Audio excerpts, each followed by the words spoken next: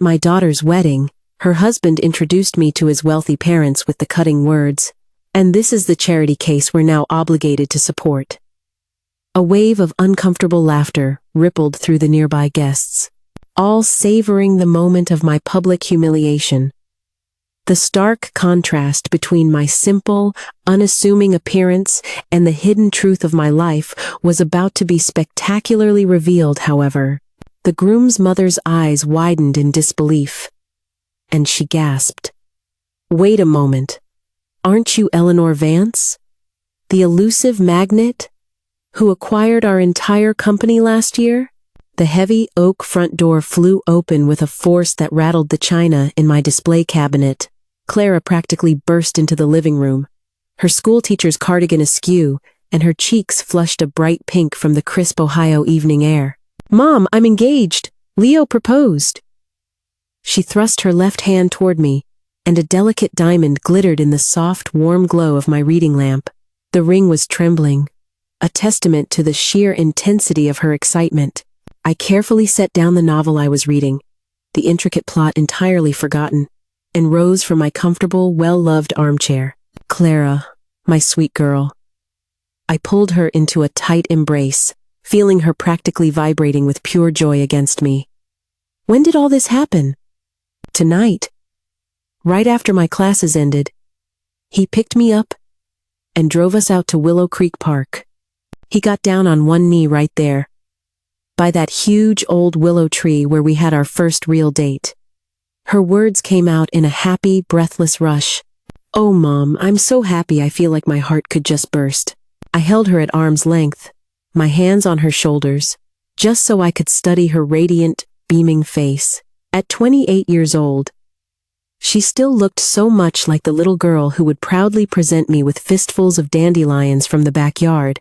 She had Arthur's eyes, my late husband's kind smile. "Let me see a picture of him," I said, sinking back into my chair, as Clara eagerly fumbled for her phone. She swiped through her photo gallery, her fingers dancing across the screen. "Here, this one's from his company's website. Isn't he handsome?" I put on my reading glasses and took the phone from her. The young man looking back at me had immaculately styled dark hair, a smile brimming with confidence, and was dressed in what was clearly a very expensive, custom-tailored suit. But it wasn't his polished appearance that made a knot of dread tighten in my stomach. It was the name printed neatly beneath the photograph. Leo Davenport. My hands, weathered from years of gardening and life, tightened their grip on the small device. The Davenports. I knew that family name all too well from my investment circles, though Clara had no inkling of the financial empire I commanded. To my daughter, I was just Mom, a retired widow, living a quiet life on my late husband's pension in this cozy, two-story house. "Clara," I began, choosing my words with care, as my voice lost its earlier warmth. "Are you absolutely certain about this? This is the family you want to marry into?" Her brilliant smile faltered. "What are you trying to say?" I stared at the picture on the screen, and a flood of unpleasant memories returned. The Davenport Industries corruption scandal a few years back. Their son's reckless driving charge that was somehow erased from the public record. And Victoria Davenport's very public affair with her business partner that ended up destroying two families. The Davenports have a certain reputation in this state, Clara, for their business practices, their personal conduct. There have been so many scandals. Clara snatched the phone back from my hands, her expression shifting from confusion to a deep, visible hurt. "How can you say things like that when you don't even know him?" "Sweetheart, I'm just worried about you." "Worried about what? That someone actually wants to marry your daughter?" Her voice rose with an edge I had rarely heard in our 28 years together. "Leo loves me, Mom. He chose me, a simple elementary school teacher. Over all the wealthy socialites his mother constantly tries to set him up with." I stood up again, reaching a hand toward her. "That's not what I meant." "Then what did you mean?" She took a step back, clutching her phone to her chest as if it were a shield. You took one look at a picture and decided he's not good enough for me.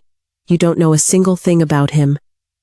The pain in her voice cut me deeper than any financial loss ever could, but the detailed investigative reports I'd commissioned on the Davenport family painted a grim picture of unchecked privilege, of immense wealth completely devoid of morals. Clara, please, just sit down. Let's talk about this like rational adults.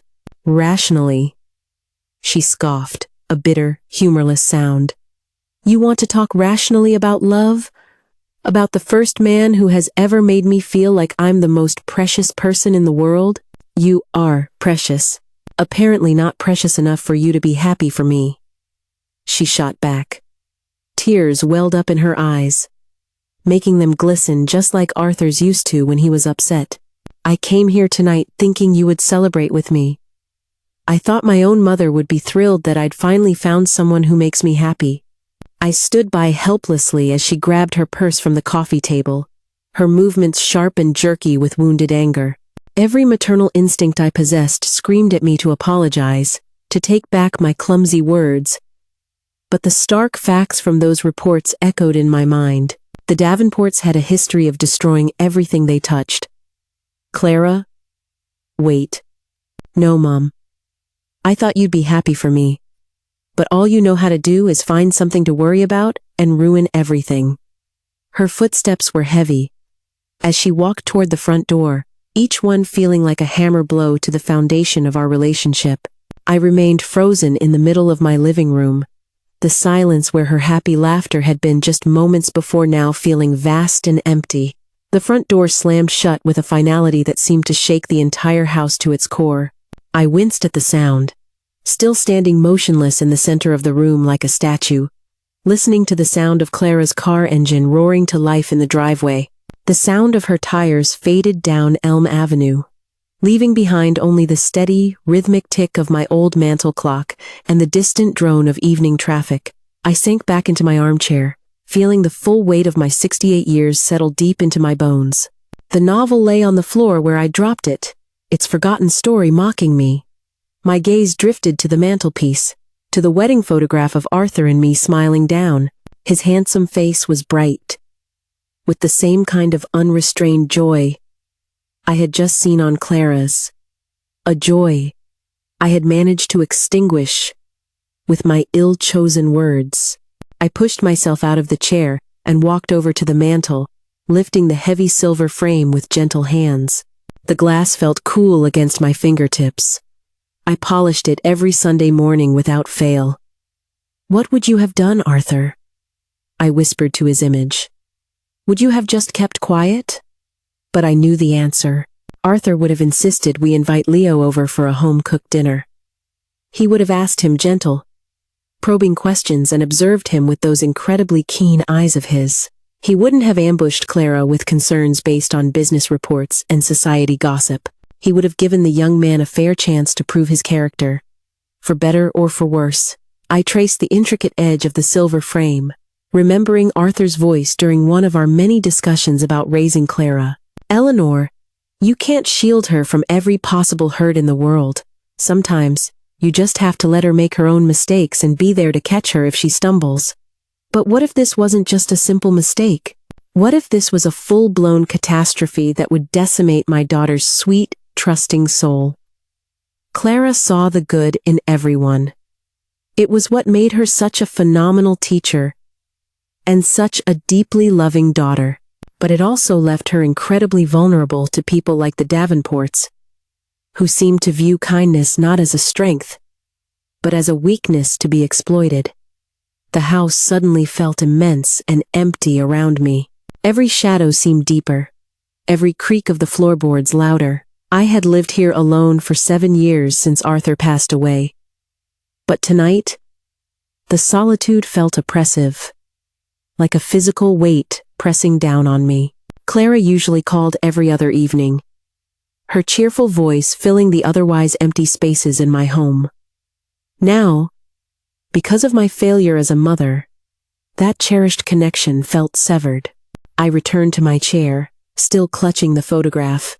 The plush leather cushions seemed to engulf me, and I wondered if this was what my future looked like, sitting alone in this quiet house, while my daughter built a life with a family that I feared would destroy her. Maybe I'm wrong, I said aloud, my voice sounding strange and hollow in the silent room. Maybe Leo Davenport is different from the rest of his family. Maybe love really can change a person. But 3 decades of navigating the cutthroat world of high finance had taught me that people rarely strayed far from their origins. The Davenports were known for being users, manipulators, and destroyers of anything that didn't directly serve their own interests. And Clara, with her modest teacher's salary and her enormous, generous heart, had nothing they could possibly want. Unless Leo's love for her was genuine, unless he was the one exception to his family's destructive pattern. I studied Arthur's face in the photograph, searching for guidance in his familiar, kind features. He had always been the wise one, the patient one. I was the protector, the provider, the one who worried about dangers he never even considered. I spoke from a place of fear, didn't I? I asked his smiling image. Not from a place of love. The clock chimed 9 times, each note hanging in the still air.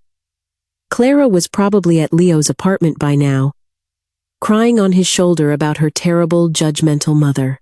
He would comfort her, tell her he understood, and perhaps even suggest that they limit their time with me in the future. Anything to drive a wedge between us. Or maybe, just maybe, he would encourage her to reconcile with me, to prove that he was a better man than my suspicions allowed. I needed to find out which kind of man my daughter was marrying. I had to give him a chance to show his true colors, not as Clara's fiancé, but as himself. When he believed no one of consequence was paying attention, my fingers drummed against the worn arm of my chair as a plan began to take shape in my mind. It was risky, perhaps even foolish, but it might be the only way to protect Clara without losing her completely. I reached for the cordless phone on the end table. Clara's number was programmed on speed dial. My thumb hovered over the button. One phone call could begin the healing process between us, or it could push her even further away. But I knew, with a certainty that chilled me, that doing nothing was the worst option of all.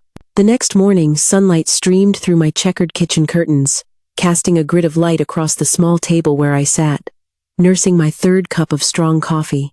The morning paper lay folded beside my elbow, completely unread. I had been awake since before dawn, mentally rehearsing apologies and formulating strategies until my head throbbed with a mixture of caffeine and exhaustion. The cordless phone sat in front of me like a silent accusation.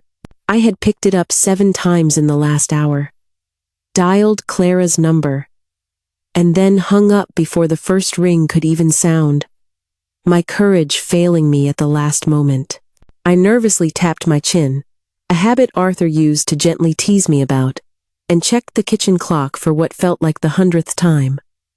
9:15 a.m. Clara would be in her classroom by now, likely preparing for the day's lessons. She always arrived at school early to set up art supplies or practice reading a new story aloud for her students. Would she even take a call from me? My thumb found the speed dial button again, and pressed it before I could lose my nerve. 1 ring. 2. 3. Hello?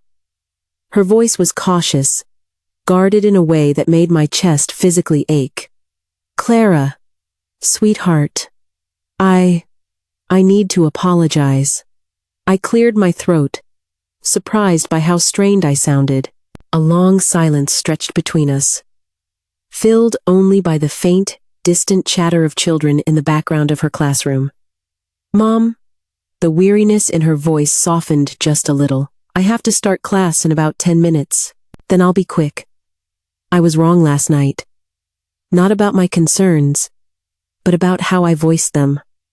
You deserved a celebration, not an interrogation. I heard the squeak of her chair as she leaned back, and I could picture her closing her eyes, the way she always did when she was processing something difficult.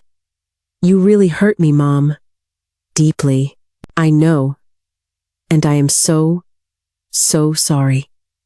I stood up, and began to pace the length of my small kitchen. Clara, I want to make this right. Would you and Leo be willing to come for dinner this weekend? I would really like to get to know him properly. The silence on the other end of the line stretched on for so long that I started to worry the call had been disconnected. Really? Her voice was suddenly brighter, a note of hope creeping back in despite her caution. You'll invite us to dinner? Yes. Saturday night. If that works for you both. I'll make my pot roast. You remember how your father used to love it? Oh, Mom. I could hear the tears in her voice now. But they were good tears. Tears of relief and forgiveness all mixed together. I was so afraid we had ruined everything. Never, sweetheart. You're my daughter. My only family. I paused by the window, watching a neighbor walk his golden retriever down the sidewalk. There's just one condition for dinner. What is it? I chose my next words very carefully, knowing this was the most critical part. Please, don't tell Leo anything about my financial background. Let him think of me simply as your mother, an ordinary woman living a quiet life, who wants to meet her daughter's fiancé. My financial background? Confusion colored her tone. Mom, what are you talking about? You're retired. Perfect.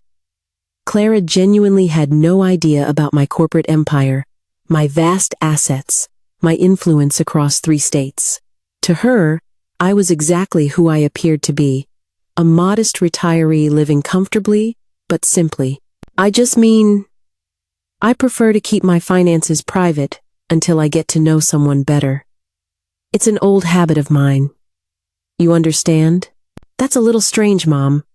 But if it's important to you, it is. Very important. Okay. She laughed, and the sound was like the sun breaking through after a long storm. I'm sure Leo will love you. He's wonderful with older people.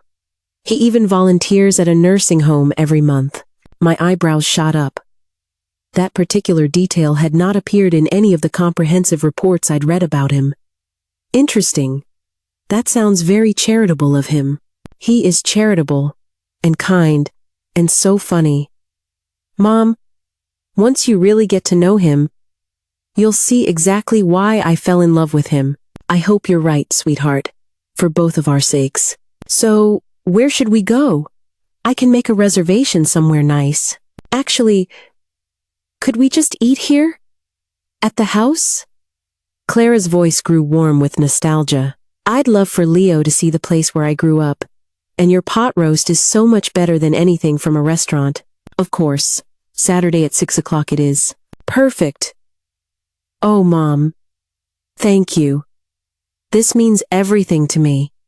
After we hung up, I remained in the kitchen, the phone still pressed against my ear, listening to the monotonous dial tone. Phase 1 of my plan was complete. On Saturday night, I would meet Leo Davenport, not as Eleanor Vance, the billionaire titan of industry, but simply as Clara's ordinary mother. I walked to my bedroom and opened the closet, scanning my wardrobe with a new perspective. Most of my clothes consisted of designer suits and expensive Italian shoes, the uniform of a successful executive. But tucked away in the back were older, more sentimental items. Faded jeans, simple blouses, and a soft cardigan Arthur had given me for my birthday 15 years ago. For Saturday night, I needed to look the part of a woman living on a modest pension, a woman whose approval might be nice for a young man to have, but certainly wasn't necessary for his success. A woman whose only real leverage was her daughter's happiness. I pulled out the old cardigan, holding it up to the light. It still smelled faintly of Arthur's cologne. Even after all these years, he would have understood my plan. I thought he would have appreciated the wisdom in testing a man's character, when that man believed he was unobserved by anyone who truly mattered. Leo Davenport was about to meet Clara's mother. The question was, which version of himself would he decide to show me? I folded the cardigan carefully and placed it on my bed. Saturday couldn't come soon enough. Two distinct outfits were laid out across my bed, representing two competing versions of my life. On the left was a charcoal wool pantsuit, designer heels, and my platinum and diamond watch, the unmistakable armor of Eleanor Vance, the billionaire. On the right were faded jeans with a small, endearing tear near the pocket, a simple, soft cotton blouse, and a pair of scuffed but comfortable gardening boots I'd owned for over a decade. I picked up the expensive watch first, feeling its familiar, reassuring weight in my palm. A piece of fine Swiss craftsmanship I had gifted to myself after closing my first $100 million deal. Tonight, it would remain hidden away. Walking over to my bedroom safe, which was concealed behind a large landscape painting Arthur had done, I carefully entered the code. The heavy steel door swung open silently, revealing stacks of financial documents, heirloom jewelry, and investment portfolios worth more than most small countries. I placed the watch inside, next to Arthur's wedding ring, and closed the safe with a soft, definitive click. "Let's see what kind of person you really are, Leo Davenport," I murmured to my reflection in the mirror. The worn, comfortable clothing felt strange against my skin after so many years. The soft cotton of the blouse, worn thin by countless washes, hung loosely on my shoulders. These were the clothes I wore for digging in my garden, for fixing a leaky faucet, for the quiet moments when no one of importance was watching. Tonight, they would serve as my disguise. I studied myself in the dresser mirror, running my fingers through my silver hair to mess it up just a bit, making it look less styled. The woman staring back at me looked every bit the part of a struggling retiree. Weathered hands, tired-looking eyes, clothes that spoke of careful budgeting and making do. Perfect. My reflection reminded me of my own mother in her later years, proud, but visibly worn down by financial hardship. The irony was not lost on me.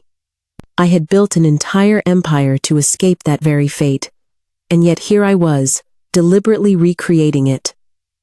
Arthur's photograph watched me from the nightstand. I touched the frame gently. "You always said that a person's true character reveals itself under pressure, my love. Tonight, I intend to apply that pressure." From my wallet, I removed all but a single $20 bill, tucking my credit cards into the safe beside my watch. A woman on a fixed income wouldn't carry a wallet full of platinum cards. Every single detail had to be perfect. My closet held 2 sets of car keys. The keys to my Mercedes and my Porsche went into the safe's drawer. I selected the keys to my 10-year-old sedan. It was reliable, unassuming, and utterly unremarkable. The kind of car a retired woman would drive until it simply stopped running. In the garage, I paused between my vehicles. The luxury cars were covered by custom tarps and had been hidden from Clara's view for years. She believed I owned only the sedan, that I'd had to sell my good car after Arthur's lengthy medical bills. It was just another carefully constructed lie to protect my secret life. The sedan's interior smelled faintly of old books and dried lavender. I adjusted the rearview mirror, catching another glimpse of my transformed appearance. Even I was having trouble recognizing the billionaire beneath this very ordinary exterior. The drive to Bella Vista, a small, family-owned Italian restaurant, took 15 minutes through the quiet suburban streets of Cedar Creek. I had chosen this place carefully. It was nice enough that Clara would feel it was a special occasion, but modest enough to fit my cover story. It was not the kind of upscale establishment Leo Davenport would ever choose to frequent, but it was exactly the sort of place a school teacher would take her retired mother for a celebratory dinner. I parked near the back of the lot, deliberately avoiding the prime spots closest to the entrance. Wealthy people expected convenience. People of modest means took whatever they could get. Through the restaurant's large front window, I spotted Clara's distinctive auburn hair. She was sitting across from a young man in an expensive-looking suit, his posture radiating an air of effortless confidence and privilege. Leo Davenport, in the flesh. My hands tightened on the steering wheel. This was it. The moment of truth. Everything I had read about the Davenports in those cold, factual reports would either be confirmed or disproven over the course of the next few hours. I checked my appearance one last time in the mirror, practiced a slightly weary smile, and stepped out of the old sedan. The evening air was cool and carried the scent of approaching rain. As I walked toward the restaurant's entrance, I felt the weight of my deception settle around me like a heavy cloak. For the next few hours, I wouldn't be Eleanor Vance, the business magnate. I would just be Clara's ordinary mother. A woman whose approval meant absolutely nothing to an ambitious young man from a powerful, wealthy family. The glass door reflected my transformed image as I reached for the handle. Inside, Clara waved at me excitedly from their corner table, her face alight with anticipation. Leo looked up from his phone, and I watched his eyes do a quick, dismissive assessment of me, from head to toe, in the span of a single heartbeat. "Mom!" Clara practically jumped up from her chair, her infectious enthusiasm brightening the cozy corner of Bella Vista's dining room. "You made it!" She hugged me tightly, and I caught the familiar, comforting scent of her lavender perfume, the same one I used to wear. Over her shoulder, I watched Leo rise slowly from his seat, his expression carefully neutral as he took in my simple attire. "Clara, darling." I kissed her on the forehead, then turned to face the young man who intended to marry my daughter. "You must be Leo." He extended a hand with a visible reluctance. His grip was brief, lasting only long enough to be considered polite, but short enough to convey his discomfort. His palm was soft and manicured, the hand of someone who had never known a day of manual labor in his life. "Mrs. Vance, Clara has told me so much about you." His tone had that specific, patronizing politeness that the very wealthy often use when speaking to service staff, superficially courteous, but fundamentally dismissive.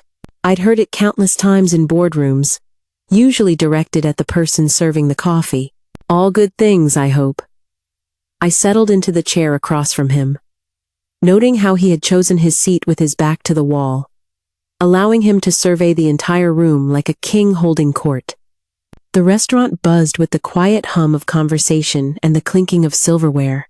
It was filled with middle-class families celebrating birthdays and anniversaries, young couples on dates, people like Clara stretching their budgets for a special night out. Leo looked profoundly out of place among them. "So, Mrs. Vance, Clara mentioned you're retired." He leaned back, his fingers drumming a restless rhythm on the white tablecloth. "What did you do before that?" "Oh, various things. Office administration. Mostly. Nothing very exciting." His eyebrows rose just a fraction of an inch, and I caught his quick glance at my slightly frayed blouse collar. "Administration. Right." Clara jumped in quickly, sensing the subtle tension. "Mom's just being modest. She worked incredibly hard to support our family after Dad passed away." "I'm sure she did," Leo said, picking up his menu. His gold cufflinks glinted in the restaurant's soft lighting. "Have you two decided what you're ordering?" "I'm thinking about the seafood tower. It's only $85, but life is too short for cheap food. Am I right?" I opened my own menu, scanning the prices with the feigned, careful attention of a person who has to count every dollar. "The chicken parmesan looks good, and the price is very reasonable." "Chicken's fine, I suppose." He snapped his fingers at a passing waiter. "Excuse me. We're ready to order." The server, a young college-aged woman with tired eyes, approached our table with a professionally patient smile. Leo rattled off his expensive selections: appetizer, wine, the seafood tower, while I ordered the $12 chicken plate and a glass of water. "Just water?" Leo's voice was laced with mock concern.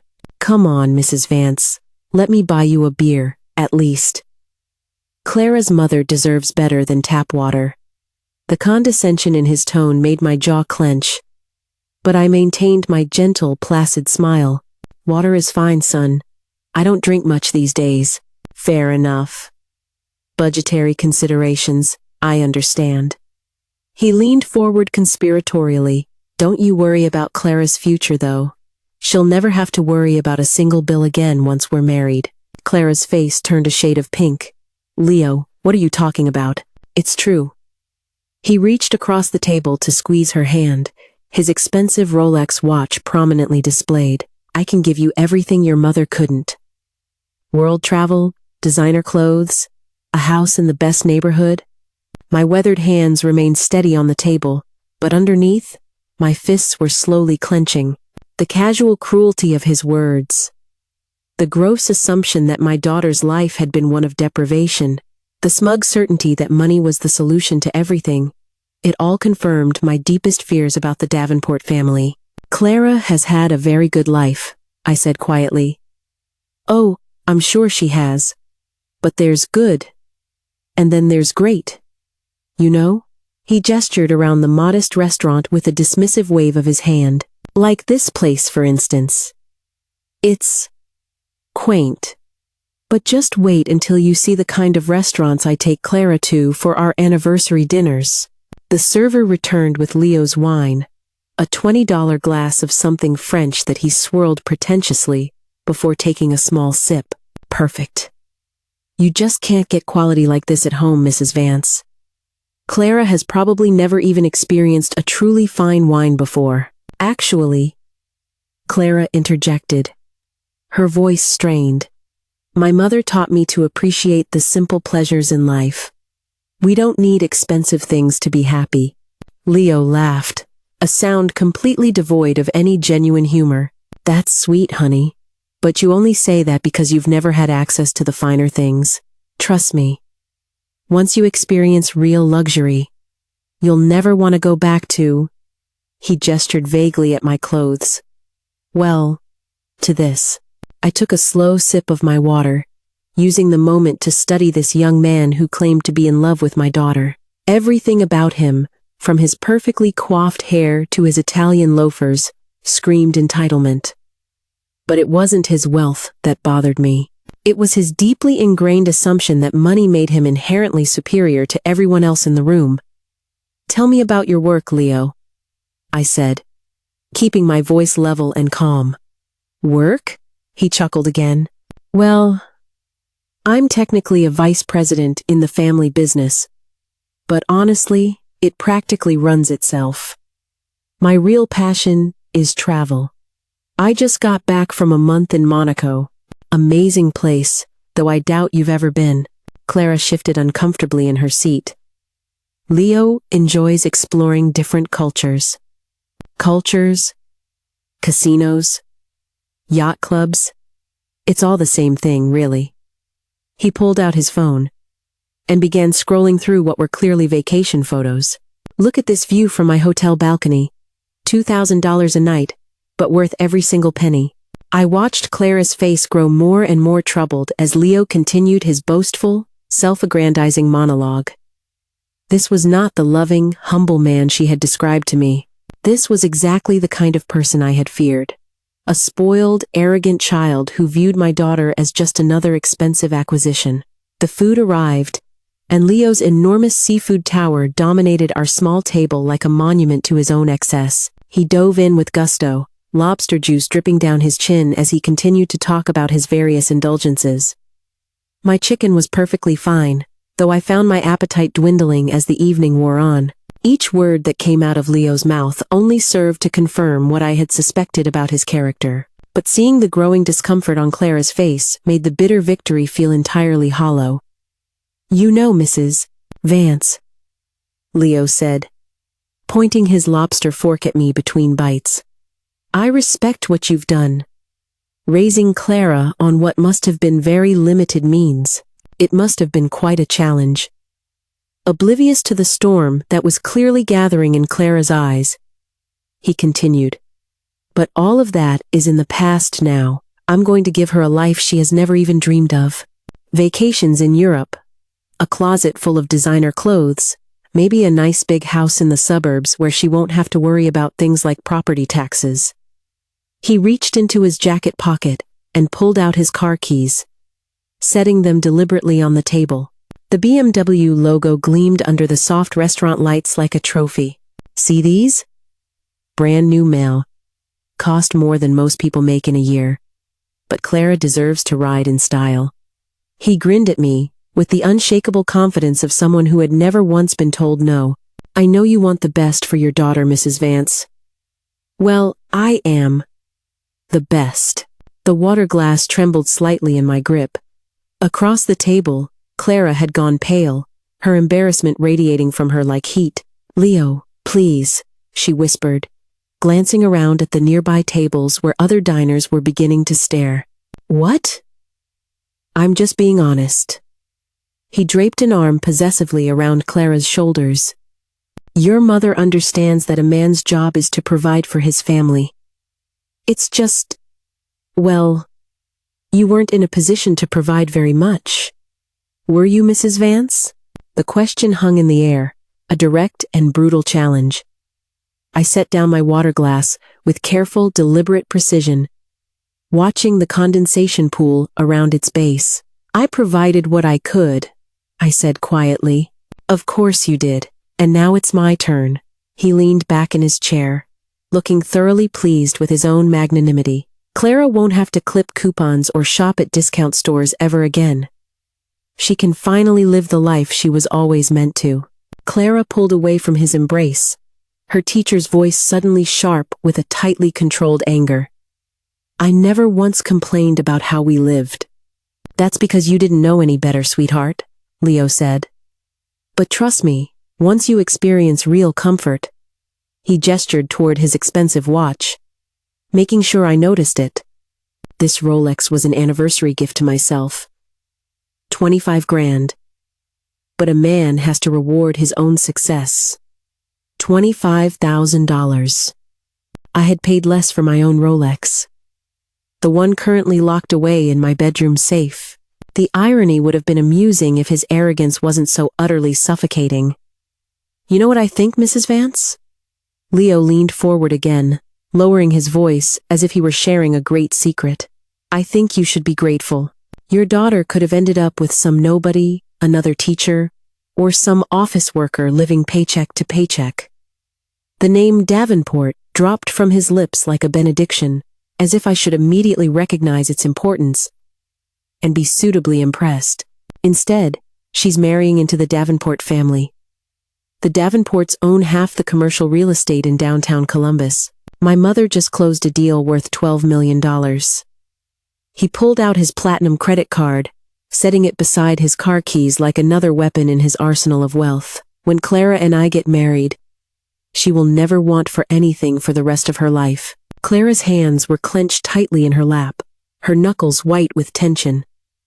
Money isn't everything, Leo, says the person who's never had any. He laughed dismissively. Look, honey, I love your idealism, I really do. But let's be realistic. Your mother did the best she could with what she had. He gestured vaguely at my worn clothes. But now, you can have everything you truly deserve.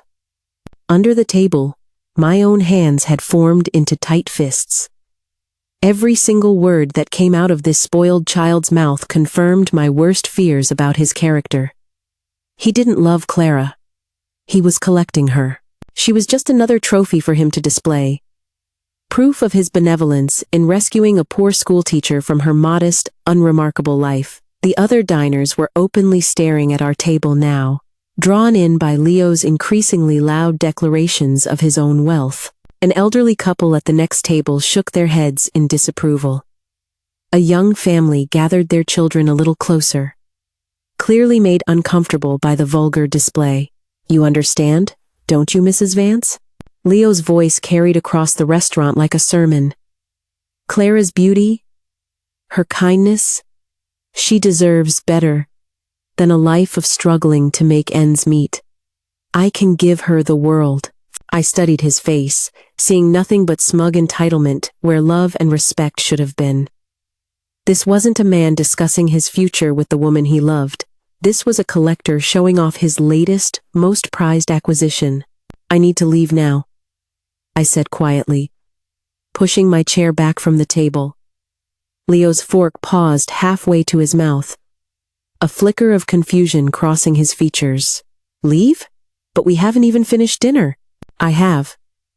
I stood up slowly, maintaining the careful dignity of a woman who had little left but her pride. Thank you for the meal, but... He gestured at his half-eaten seafood tower, at the expensive bottle of wine, at the platinum credit card, still gleaming on the white tablecloth. I'm buying dinner. The least you could do is stay and appreciate the gesture. Clara rose as well, her face flushed with mortification. Mom, wait. I'm so sorry. Don't apologize for him, Clara.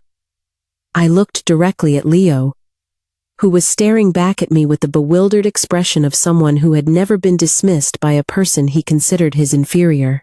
I've learned everything I needed to know tonight. Everything about what? A note of indignation crept into Leo's voice. I've been nothing but generous. Nothing but honest about what I can offer Clara. I picked up my jacket from the back of the chair, feeling the weight of every other patron's gaze on me. The restaurant had gone completely quiet, except for the soft jazz music playing through the overhead speakers and the distant clatter of dishes from the kitchen. Good night, Clara. Good night, Leo. I walked toward the exit with measured steps, neither hurrying nor looking back. Behind me, I could hear Clara's voice, tight with embarrassment and confusion. Mom, please. But I was already pushing through the glass doors, stepping out into the cool evening air, where a light rain had begun to fall. The parking lot stretched out before me, my modest sedan waiting in the shadows while luxury vehicles gleamed under the restaurant's bright lights. I had gotten exactly what I came for, confirmation that Leo Davenport was everything I had feared, and so much worse. The key turned in my front door lock with a familiar click, and I stepped into the welcome darkness of my quiet home. After the clatter of the restaurant and the booming sound of Leo's voice, the silence hit me like a physical force. Only the distant, gentle hum of my refrigerator and the steady tick-tock of Arthur's old mantel clock filled the space. I hung my coat on the wooden peg by the door, the same peg I'd used for 25 years. My fingers fumbled for the light switch, and a warm, yellow light flooded the living room. Everything looked exactly as I had left it just a few hours ago, yet somehow, the space felt different, smaller, more honest than the performance I had just been forced to endure. The simple blouse clung to my shoulders with an uncomfortable dampness from the rain. I needed to change, to shed the costume of poverty I had worn like a suit of armor. Climbing the stairs to my bedroom, each step creaked under the weight of what I had learned about my daughter's future husband. In my room, I peeled off the worn clothes and folded them neatly. They had served their purpose, revealing Leo's true nature with surgical precision. I pulled on my comfortable pajamas and my old, soft robe, the one Arthur had given me for our 20th anniversary. The kitchen called to me. I filled my electric kettle, the mundane, everyday task of making tea offering a familiar ritual to calm my churning thoughts. While the water heated, I stared out the window at the quiet evening tableau of Elm Avenue. Porch lights glowed like warm, welcoming beacons. Families were settling into their evening routines, completely unaware of the quiet drama that had unfolded just a few miles away at Bella Vista. Steam rose from my cup as I carried the chamomile tea to my reading chair.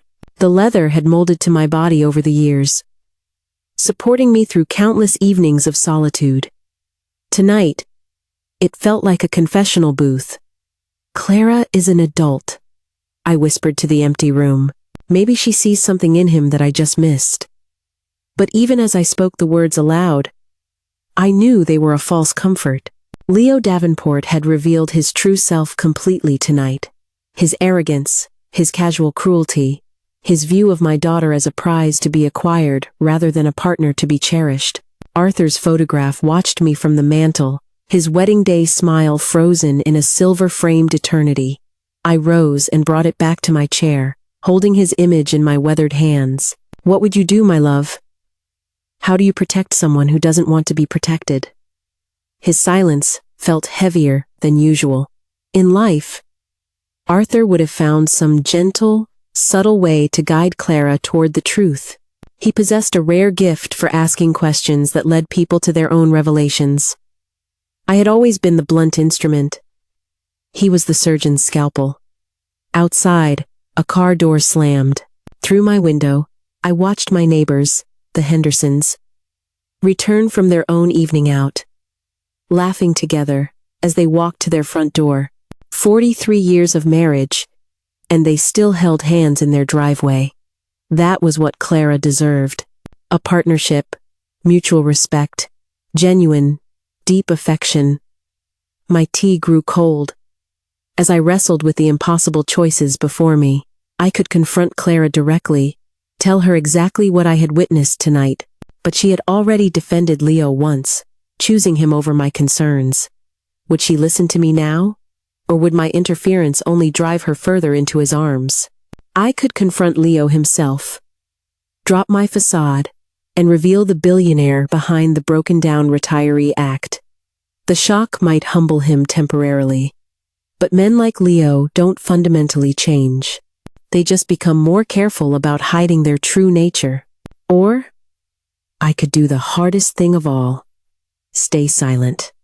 Watch my beloved daughter marry a man who I believed would slowly, methodically chip away at her confidence, her joy, her beautiful spirit. Stand by while Leo Davenport transformed my bright, generous Clara into another trophy wife. Isolated from her modest roots and completely dependent on his largesse. The clock chimed 11 times. Hours had passed since I had left the restaurant, and I was no closer to a solution. Arthur's face smiled up at me from the photograph. Eternally young and wise. She has to learn this for herself, doesn't she? I asked his image. If I interfere, she'll never forgive me. If I don't, the sentence hung, unfinished, in the quiet room. Through my window, the Henderson house had gone dark, except for a single light in an upstairs window. They were probably reading in bed together, sharing the comfortable, easy intimacy of a lifetime partnership. I pressed my lips to the glass of the photograph, tasting only cold glass, and a deep, profound longing. Help her find her way, my love. Help her see the things I can't show her. Rising from my chair, I carried the frame back to its place of honor on the mantel. As I set it down, the decision crystallized in my mind. I would not interfere. Clara had chosen her path, and I would have to trust in the intelligence and strength I had raised her with, to recognize the truth when it finally became undeniable. But watching from the sidelines as my daughter walked into what I feared would be years of subtle, soul-crushing emotional abuse would be the hardest thing I had ever done in my life. 5 months passed, like a slow-moving storm. Spring melted into a hot summer, which then faded into the crisp beginnings of early autumn. And through it all, the wedding preparations completely consumed Clara's life. I kept the promise I had made to myself. No interference, no warnings, no further attempts to change her mind. But watching my daughter meticulously plan her future with Leo Davenport felt like watching someone unknowingly walk toward a patch of quicksand. The wedding invitation arrived in August. It was an elaborate affair, with gold embossing on heavy cardstock that probably cost more than some people's monthly grocery bill. It now sat on my bedroom dresser like an elegant death warrant, catching the soft light of the September morning. Dawn had broken over Cedar Creek an hour ago, but I had been awake since 4, staring at the ceiling and dreading this day. Clara's wedding day. What should have been a day of pure, unadulterated joy for any mother, instead, felt like I was watching a beloved ship sail directly toward a reef of hidden rocks. I swung my legs over the side of the bed and shuffled to the bathroom. My reflection in the mirror showed every single one of my 68 years. Gray stubble, tired eyes, and the weight of my secrets carved into the lines around my mouth. Today, I would smile and celebrate, all while my heart was breaking for Clara's future. The hot water of the shower couldn't wash away the deep sense of dread that had settled into my bones. I shaved my legs carefully, my hands steady, despite the tremor of anxiety that had been my constant companion for weeks. In just a few hours, I would sit in the front pew of a church and watch my daughter marry a man I was convinced would make her miserable. My modest suit hung, pressed, and ready. On the bedroom door, the same simple outfit I had worn to the restaurant dinner 5 months ago. The symbolism was not lost on me. Today, just as then, I would play the role of Clara's poor but devoted mother, watching from the margins, while the Davenport family's immense wealth dominated every single detail of the celebration. Arthur's wedding photograph sat beside the invitation on my dresser. In it, he glowed with happiness, his hand resting on my young arm as we posed outside the very church where Clara was to be married today. We had been so hopeful then, so certain that our love could conquer any obstacle. "I wish you were here, Arthur," I whispered to his image. "Clara needs her father today. She needs someone who can see through all the expensive flowers and fancy dresses to what really matters." I picked up the simple wedding gift I had wrapped for Clara. A small, modest jewelry box containing her grandmother's pearl necklace. It was nothing elaborate.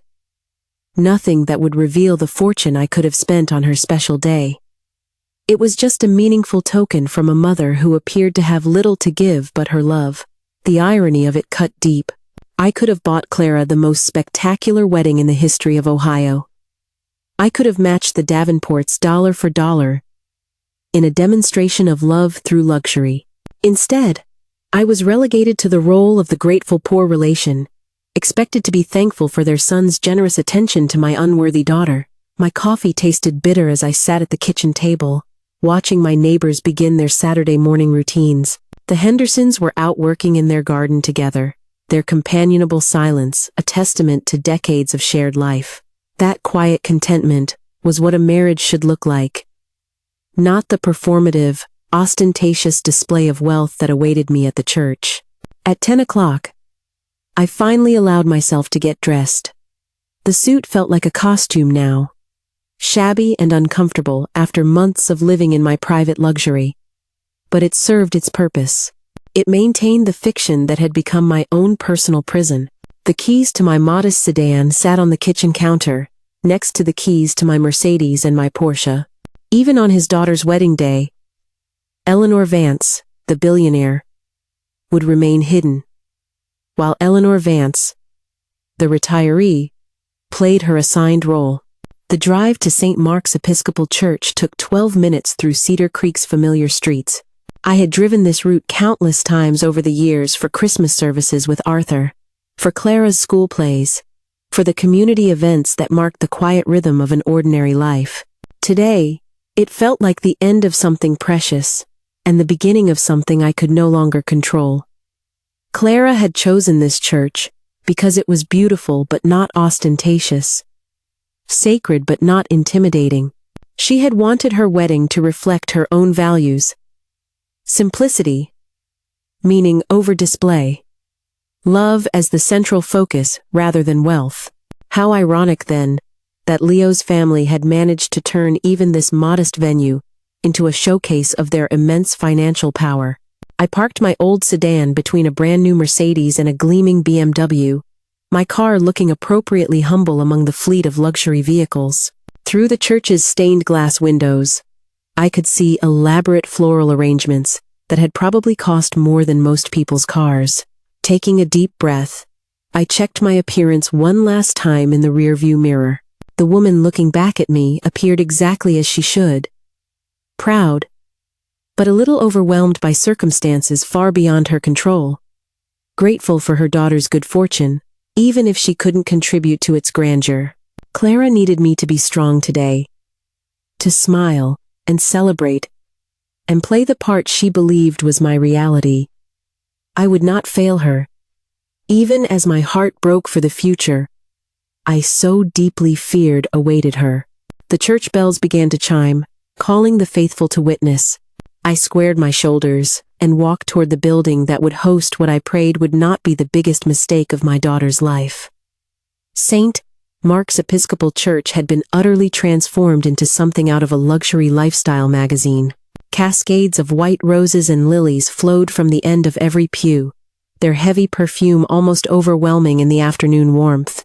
Crystal chandeliers had been brought in to catch the light streaming through the stained glass windows, casting rainbow patterns across the marble floors, a temporary decoration that had likely cost more than I supposedly earned in an entire year. My sedan looked painfully out of place in the parking lot, which was now filled with Mercedes, BMWs, and Tesla vehicles. I walked through the ornate entrance, acutely conscious of every creak from my worn dress shoes, every loose thread on my outdated suit jacket. "Mom!" Clara's voice rang out across the church vestibule, bright and clear with nervous excitement. She practically floated toward me in her wedding dress, a vision of ivory silk and delicate Belgian lace that flowed around her like liquid moonlight. "Sweetheart, you look absolutely radiant." I embraced her carefully, mindful of her elaborate hairstyle and the professional photographer who was hovering nearby with his expensive camera. "I'm so nervous, Mom. My hands won't stop shaking." She held up her trembling fingers, which were adorned with a perfect manicure and sparkling, temporary jewelry. "Is that normal?" "Perfectly normal." I took her hands in my own weathered ones, feeling the familiar weight of love and responsibility. "Your father was the exact same way on our wedding day. He couldn't hold his bouquet steady during the entire ceremony." Around us, the Davenport family's guests filled the church with the scent of expensive perfume and the sight of casual displays of immense wealth. Women in designer dresses air-kissed acquaintances, while men in custom-tailored suits discussed business deals and their golf handicaps. I recognized several faces from the society pages of the newspapers, people who moved in circles so far above my supposed station that they looked right through me as if I were invisible. "There's my beautiful bride." Leo's voice boomed across the vestibule as he approached, resplendent in what I estimated was a $5,000 tuxedo. His smile faltered just slightly when he noticed me standing beside Clara. "Hello, Mrs. Vance. I see you found something appropriate to wear, after all."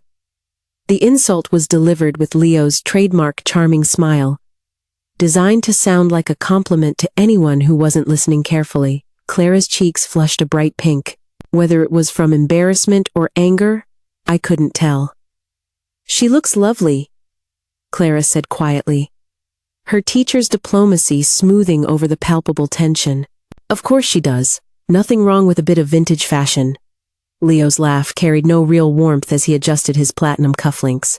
"The photographer wants to get some family photos before the ceremony begins. Clara, your side first, and then mine when my parents arrive." I stood patiently while the photographer arranged us in various poses, conscious of how my modest appearance would starkly contrast with the elaborate setting in every single image. Clara glowed with happiness beside me, seemingly oblivious to her groom's continued, subtle jabs at my expense. "Could you step back just a bit, Mrs. Vance?" the photographer asked politely. "The lighting is better if you're positioned slightly behind the bride." Even the professional wedding photographer understood the visual hierarchy that was being established. I was a supporting player in this expensive production, expected to be grateful just to be included, but careful not to upstage the real stars of the show. The church gradually filled with guests, a clear and stark division between Clara's modest group of teacher friends and family on the left side, and Leo's wealthy social circle on the right. The contrast was jarring. Affordable department store dresses versus designer gowns, rented tuxedos versus custom tailoring, public school teachers versus investment bankers, and real estate moguls. "Mom, it's time." Clara squeezed my arm as the wedding march began to play on what sounded like a very expensive sound system. She walked slowly down the aisle with a distant cousin, her train rustling against the marble floors, while all the guests rose in respectful silence. I felt the weight of every gaze on her, and then on me. The speculation about this ordinary-looking woman who had somehow produced such a lovely daughter. At the altar, Leo waited with his groomsmen. A group of young men, who all looked as though they had just stepped out of a country club brochure. His smile was confident and proprietary, the expression of someone claiming a prize he had won through superior breeding and a distinct financial advantage. "Who gives this woman to be married to this man?" the minister asked in the traditional language of the ceremony. Her cousin replied, and I watched from the front pew as my daughter promised to love, honor, and cherish a man who I believed would slowly destroy her spirit through 1,000 small cruelties, all disguised as generous concern. The ceremony proceeded with an air of expensive elegance. There were professional musicians, imported flowers, and a minister who had clearly performed many such high society weddings. Every single detail shouted wealth and status, completely overwhelming Clara's simple desires with the weight of Davenport family tradition. "You may now kiss the bride," the minister announced. And Leo claimed Clara with a theatrical passion, dipping her backward while the photographer furiously captured the moment for posterity. The recessional music swelled as the new Mr. and Mrs. Davenport walked back down the aisle, Clara radiant with joy, Leo triumphant in his acquisition. The guests erupted in applause and showered them with a cascade of rose petals that had probably cost more than most people's monthly car payment. At the reception entrance, Leo leaned close to me as we waited for the photographer to organize the family portraits. "Hope you brought your appetite, Mrs. Vance. This dinner costs more per plate than you probably spend on groceries in a month." His whispered words were delivered with a smile for the cameras, but the message was crystal clear. Remember your place in this new family hierarchy. Actually, a familiar voice called from across the reception area. "We're still waiting for my parents' flight to arrive. They should be here within the hour." Victoria and Harrison Davenport, the power couple behind the family fortune. I had read about them in business journals for years, though they had no idea that their new son-in-law's mother-in-law was anything more than Clara's devoted but impoverished parent. Soon, very soon, that was all about to change. "Ladies and gentlemen," the wedding coordinator's voice rang out across the grand banquet hall like a bell. "Mr. and Mrs. Harrison Davenport have finally arrived from their European flight." Conversations paused mid-sentence as heads turned in unison toward the grand entrance. I felt the energy in the room shift, the way wealthy people invariably gather around even wealthier people, like moths, drawn to a brighter flame. From my modest seat at table 12, I had a perfect, unobstructed view of the doorway. They entered like royalty making a state visit. Victoria Davenport, resplendent in what I estimated was a $10,000 designer gown, swept into the banquet hall with the unshakable confidence of someone who had never once doubted her place in the world. Diamonds glittered at her throat, and on her wrists, real ones. Not the cubic zirconia most people wore to weddings. Beside her, Harrison Davenport commanded attention in his perfectly tailored tuxedo. His platinum cufflinks caught the light from the crystal chandeliers as he surveyed the room with the practiced, evaluative eye of a man accustomed to assessing his investments. Even from across the hall, I could see the expensive Swiss watch adorning his wrist. "Mom! Dad!" Leo practically bounced across the polished marble floor, his earlier smugness replaced by an eager excitement to finally show off for his parents. "You made it." I was starting to worry the plane got delayed again. Victoria embraced her son with the careful, precise movements of someone protecting expensive makeup and an elaborate hairstyle. "Darling, we wouldn't miss your special day for the world. The flight from Monaco was simply dreadful. But we're here now. How is married life treating you?" "Incredible, Dad." Harrison clapped Leo on the shoulder, his businessman's smile automatic and well-practiced. "Clara's perfect. Everything I ever wanted in a wife." Leo's grin was triumphant as he gestured toward the bridal table, where Clara sat, looking radiant in her wedding gown. "Come on, let me introduce you to everyone." I watched this family reunion with the detached interest of someone observing actors in a play. Soon, very soon, the performance would take a very unexpected turn. First, though, Leo's voice carried that familiar, condescending note of superiority. Let me introduce you to the charity case we're now forced to tolerate. Several nearby guests gasped audibly. Even by Leo's low standards, the introduction was shockingly crude. A woman at the neighboring table actually dropped her fork, the silver clattering loudly against the fine china. Victoria's eyebrows rose in surprise at her son's crass language, but she followed his gesture toward my table with a polite, if curious, expression. Harrison looked mildly embarrassed by the public display of rudeness. Glancing around at the other guests, who were now staring openly, Leo. Victoria's voice carried the sharp, clipped authority of a woman who had spent decades in boardrooms. That's hardly appropriate. Oh, it's fine, Mom. She's used to it by now, aren't you, Mrs. Vance? All three Davenports approached my table, Leo leading the way with confident strides, while his parents followed with the measured, deliberate pace of people accustomed to making grand entrances. I remained seated, my weathered hands folded calmly on the white tablecloth, watching Victoria's face as she drew closer. Her shrewd, intelligent eyes studied me with the automatic assessment that wealthy people make of everyone they meet, calculating net worth, social position, and potential usefulness in a single glance. But as she stepped within speaking distance, something in her expression shifted. A slight frown creased her perfectly made-up forehead. Her head tilted slightly, like a bird hearing an unusual sound. Those sharp eyes that had negotiated multi-million-dollar deals and spotted opportunities that others had missed, narrowed with intense concentration. "Excuse me," she said, her voice losing its social polish and taking on the focused, no-nonsense tone she probably used in business meetings. "But haven't we met before?" The question hung in the air like smoke from an extinguished candle. Around our table, conversations quieted, as other guests sensed that something significant was happening. Leo's confident smile wavered slightly, though he couldn't yet understand why. I met Victoria's gaze steadily, my expression remaining carefully neutral. "I doubt it, ma'am.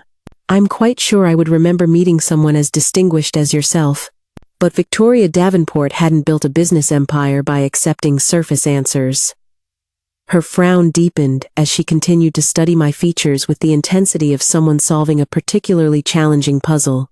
I could practically see the gears turning in her sharp mind, sifting through the faces from countless business meetings, social events, and professional encounters. "No," she said slowly, her voice dropping to just above a whisper. "No, I'm certain we've met. Recently, actually. Your face is very familiar." Leo laughed nervously, clearly uncomfortable with his mother's intense focus on the woman he had just so publicly insulted. "Mom, trust me, you haven't met her. She's a nobody. Just Clara's mother." Victoria barely seemed to hear her son's words. Her business-trained memory was working now, sorting through recent encounters, discarding the irrelevant, and focusing on the significant. Her hand moved unconsciously to her throat, her fingers touching the large diamond necklace as she concentrated. Then, her eyes widened. Victoria's hand flew to her mouth, her large diamond ring catching the chandelier's light as the dawn of recognition spread across her face. The color drained from her cheeks, leaving her perfectly applied makeup looking like a pale mask. "Oh my goodness," she breathed, her voice barely audible above the gentle clink of crystal glasses and silverware. You're Eleanor Vance, aren't you? The mysterious magnate who bought out our entire company last year." The question hit the banquet hall like a thunderclap. Conversations stopped mid-sentence. Forks paused halfway to mouths. The string quartet in the corner played on, completely oblivious to the drama that was unfolding, their gentle melody suddenly seeming absurdly out of place. I looked directly into Victoria's shocked eyes, my voice calm and steady. "Yes, Victoria, that was me." Leo's crystal wine glass slipped from his fingers as if it had been greased. The sound of expensive crystals shattering against the marble floor echoed through the suddenly silent hall, the shards scattering across the polished stone like fallen stars. "What?" Leo's voice cracked, sounding like a teenager's. No, that's impossible. You're a nobody. You live in that tiny little house. You drive that piece of junk car. You wear clothes from thrift stores." "Yes," I finished quietly, rising from my chair with deliberate dignity. "I've heard your observations about my appearance many times over the past few months." Harrison Davenport stood frozen beside his wife, his businessman's mind racing to process the staggering implications. His son had just spent months publicly insulting the mysterious, anonymous buyer who now controlled his family's entire financial future. The color drained from his face as the full magnitude of the disaster became terrifyingly clear. Around us, wedding guests were pulling out their phones, frantically searching for information about Eleanor Vance. The lucky ones with high-level business connections would find articles about the reclusive billionaire who had made headlines for her anonymous corporate acquisitions. Others would discover social media posts about the mysterious buyer who had purchased 3 major Ohio-based companies in the past 18 months. But you can't be," Leo stammered, his expensive wedding attire suddenly seeming like a costume he had borrowed for the night. "You're poor. You eat at cheap restaurants. You asked for water instead of wine." "I asked for water because I don't drink alcohol at family dinners," I replied calmly. "And I chose a modest restaurant because I wanted to observe your true character when you believed that no one of any importance was watching." Victoria had recovered her composure with the practiced ease of a veteran negotiator, though her hands were still trembling slightly. "Mrs. Vance? Eleanor? We had no idea. If you had known, you would have treated me differently?" I asked, my voice carrying the weight of months of accumulated insults. "But you didn't know. And so, I learned exactly who all of you are when you believe there are no consequences for your actions."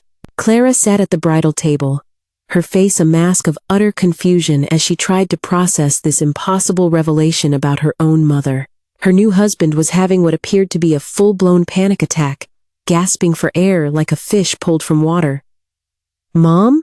Clara's voice cut through the murmur of amazed guests. "I don't understand what's happening." I turned to face my daughter, my heart aching for the confusion and hurt that was so evident in her eyes. "Clara, sweetheart, I should have told you years ago. I've been hiding my business success because I wanted you to love me for who I am, not for what I own." "Business success?" She stood up slowly, her wedding dress rustling like autumn leaves around her. "Mom, what business success?" "I own Vance Industries, darling. And as of last year, I also own the company that employs your husband's family." The banquet hall erupted in a wave of whispered conversations as guests shared their phone screens, showing search results and news articles about the mysterious Eleanor Vance. The society photographer had moved closer, his camera clicking rapidly as he captured what would undoubtedly become the most talked-about wedding reception in the history of Ohio. Leo was on his knees now, actually on his knees in his $5,000 tuxedo, his perfectly styled hair disheveled from running his hands through it in a panic. "Mrs. Vance? Ma'am? Please. I didn't know. I never would have. Please. Forgive me." His desperation was pathetic to witness. The confident, arrogant young man who had spent months belittling me for my modest appearance was now groveling on the expensive marble floor, his voice high and thin with terror. "Stand up, Leo," I said quietly. "Begging doesn't suit you." He scrambled to his feet, his face flushed a deep, mottled red with humiliation and fear. Around us, his parents' wealthy friends watched with the morbid fascination of people witnessing a public social execution. "I can explain everything." Leo's words tumbled over each other in his haste. I was testing you. Yes, that's it. I wanted to make sure you'd love Clara for herself, not for her family's money. I was protecting her." The lie was so transparently false that several guests actually laughed out loud. Even his own mother looked embarrassed by the pathetic attempt at deception. Harrison Davenport stepped forward, his businessman's instincts finally overriding his shock. "Mrs. Vance, perhaps we could all discuss this privately. There may have been some misunderstandings." "There have been no misunderstandings, Harrison," I replied calmly. "Your son showed me exactly who he is when he thought I was powerless to respond. Character isn't something you can fake when you think no one of importance is watching." Victoria nodded slowly, her sharp mind already calculating the immense damage this would do to their family's reputation and their business relationships. "You're absolutely right, Eleanor. Leo's behavior has been inexcusable." The truth was finally out, spreading through the banquet hall like wildfire, as guests shared the news via text messages and social media posts. The wedding photographer's camera flashed continuously, documenting every single moment of this unprecedented social reversal. I looked around the elegant banquet hall one final time, at the expensive flowers and the crystal chandeliers that had all been purchased with money from the company I now owned. Justice, it seemed, had finally arrived. Leo raised a crystal champagne flute with shaking hands, his designer tuxedo wrinkled from his desperate groveling just moments before. "Ladies and gentlemen," his voice cracked with panic, Let's have a toast to the most wonderful mother-in-law a man could ever ask for." The attempt to salvage the situation was so pathetic that even some of his own family friends winced in secondhand embarrassment. Several guests actually turned away, unable to continue watching this public humiliation of a man they had once respected. "Please, Mrs. Vance." Leo's champagne sloshed over the rim of his glass as his hands trembled. "I was just joking all those times. You knew I was joking, right?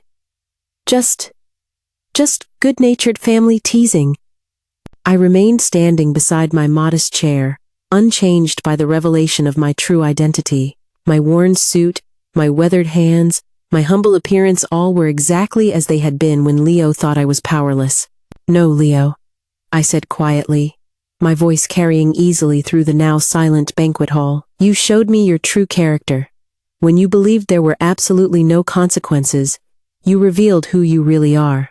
"But I didn't mean—" "You called me a charity case not 10 minutes ago," I interrupted. "In front of your parents, in front of Clara, in front of 200 wedding guests? That was not a joke, Leo. That was your honest assessment of someone you considered to be beneath you." Clara stood frozen at the bridal table, her beautiful wedding dress now seeming to weigh her down like a suit of armor that no longer fit. Tears gathered in her eyes as she looked back and forth between her mother and her new husband. "Mom, why didn't you tell me?" Her voice was barely above a whisper. "Because I wanted you to choose love over money, sweetheart. I wanted you to marry someone who would treasure you for your kindness, your intelligence, your beautiful heart, not someone who saw you as a prize to be won." Victoria Davenport had regained her composure, her businesswoman's mask sliding smoothly back into place. "Eleanor, on behalf of our entire family, I sincerely apologize for Leo's behavior. It has been absolutely inexcusable." "Apologize to yourselves," I replied. "You raised him to believe that wealth makes him superior to other people. Tonight, he learned that such an assumption can be a very dangerous thing."